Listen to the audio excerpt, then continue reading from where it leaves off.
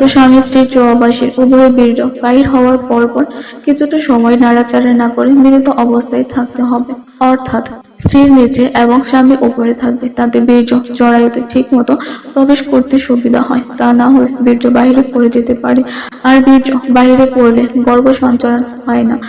ঢাকা থেকে এক ভাই আমার কাছে জানতে চেয়েছেন সহবাসের কয়টি নিয়ম আছে। হ্যাঁ ভাই, আপনাকে অসংখ্য অসংখ্য ধন্যবাদ এত সুন্দর একটি কমেন্টস করার জন্য। আসসালামু আলাইকুম রহমতুল্লাহি ওয়া বারাকাতুহু। প্রিয় পর্দার আড়ালে মা ও বোনেরা, শ্রদ্ধেয় মুরব্বিয়ান এবং আমার প্রাণ প্রিয় যুবক ভাইয়েরা, আমাদের ইউটিউব চ্যানেলের পক্ষ থেকে জানাচ্ছি আপনাদেরকে অসংখ্য অসংখ্য অভিনন্দন এবং শুভেচ্ছা। তো আমি আজকে যে বিষয়টি নিয়ে আলোচনা করব সেই বিষয়টি হচ্ছে অত্যন্ত গুরুত্বপূর্ণ আলোচনা। তো আপনারা যে যেখান থেকে আমার এই আলোচনাটি শুনছেন অবশ্যই মনোযোগ সহকারে শুনবেন। আর আপনাদের কাছে একটাই অনুরোধ, যদি যদি টেনে টেনে আমার এই ভিডিওটি দেখেন তাহলে কিছুই বুঝতে পারবেন না।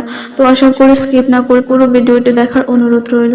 তো কথা না বাড়িয়ে চলে যাচ্ছি মূল আলোচনায়। তো আজকে আলোচনাটি হচ্ছে সহবাসী কিভাবে করতে হয়। আবারও বলছি, সহবাসী কিভাবে করতে হয়।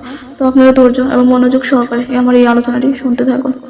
তো আমি আলোচনা শুরু করলাম। সহবাসীর স্বাভাবিক পন্থা হলো এই যে স্বামী উপরে থাকবে আর স্ত্রী নিচে থাকবে। তো প্রত্যেক প্রাণীর ক্ষেত্রেও এই স্বাভাবিক পন্থা পরিলক্ষিত হয়। তো সর্বোপরি এই দিকে অত্যন্ত সূক্ষ্মভাবে ইঙ্গিত করা হয়েছে আল কোরআনে। তো আয়াত হলো, যখন স্বামী স্ত্রীকে ডেকে ফেলবে তখন স্ত্রী ঘৃণ গর্ভ সঞ্চার হয়ে গেল, আর স্ত্রী যখন নিচে থাকবে এবং স্বামী তার উপর হয়ে থাকবে তখনই স্বামীর শরীর ধারা স্ত্রীর শরীর ঢাকা পড়বে। তাছাড়া এই পন্থায় সর্বাধিক আরামদায়ক। তো এতে সহবাস করার সময় স্ত্রীর কোনো কষ্ট সহ্য করতে হয় না, তো এবং গর্ভধারণের জন্য তা উপকারী ও সহায়ক। বিখ্যাত চিকিৎসক বিজ্ঞানী বু আলী ইবনে সিনা তার অমর গ্রন্থ কানুন নামক বইয়ে এই পন্থাকে সর্বোত্তম পন্থা হিসেবে উল্লেখ করেছেন এবং স্বামী নিচে আর স্ত্রী উপরে থাকার পন্থাকে নির্দিষ্ট পন্থা বলেছেন। কেননা সহবাসের সময় এতে পুংলিঙ্গে বীর্য আটকে থেকে দুর্গন্ধ হয়ে কষ্টের কারণ হয়ে দাঁড়ায়। তাই অবশ্যই আমাদের লক্ষ্য রাখতে হবে যেন সহবাস করতে গিয়ে আনন্দঘন মুহূর্তটা পরিবর্তিত বেদনার কারণ হয়ে না দাঁড়ায়। তো স্বামী স্ত্রী সহবাসীর উভয় বীর্য বাহির হওয়ার পরপর কিছুটা সময় নাড়াচাড়া না করে মিলিত অবস্থায় থাকতে হবে, অর্থাৎ স্ত্রীর নিচে এবং স্বামী উপরে থাকবে, তাতে বীর্য জরায়ুতে ঠিক মতো প্রবেশ করতে সুবিধা হয়। তা না হলে বীর্য বাহিরে পড়ে যেতে পারে, আর বীর্য বাহিরে পড়লে গর্ভ সঞ্চারণ হয় না। সহবাস করার পর হালকা গরম পানি দিয়ে স্বামী স্ত্রী দুজনের যৌনাঙ্গ ধুত করে ফেলবেন। ঠান্ডা পানিতে ধোয়া উচিত নয়। তারপরেও স্বামী স্ত্রী দুজনে কিছু মধু সেবন করে নেবেন। সহবাস শেষে পর দুজন ফরজ গোসল করে ফজরের নামাজ আদায় করে নেবেন। তো সকল নিয়ামতের মধ্যে সবচেয়ে তীব্র আনন্দের নিয়ামত হচ্ছে স্বামী স্ত্রীর সহবাস। স্বামী স্ত্রীর সহবাসের মাধ্যমে মানুষ পৃথিবীতে জান্নাত এবং সুখের নিদর্শন পেয়ে থাকে।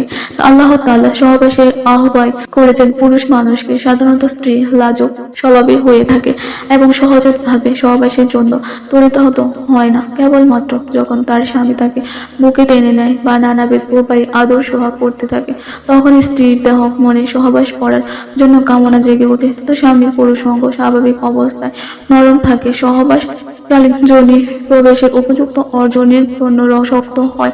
এই সময় তা নরম অবস্থায় চাইতেও কারো ক্ষেত্রে ছোট হয়, কারো ক্ষেত্রে অপরিবর্তিত থাকে, তবে অধিকাংশ ক্ষেত্রেই বর্ধিত হয়। সূরা আল আলাকের বর্ণনা অনুযায়ী আল্লাহ তাআলা মানুষকে এক ফোঁটা বীর্য থেকে সৃষ্টি করেছেন।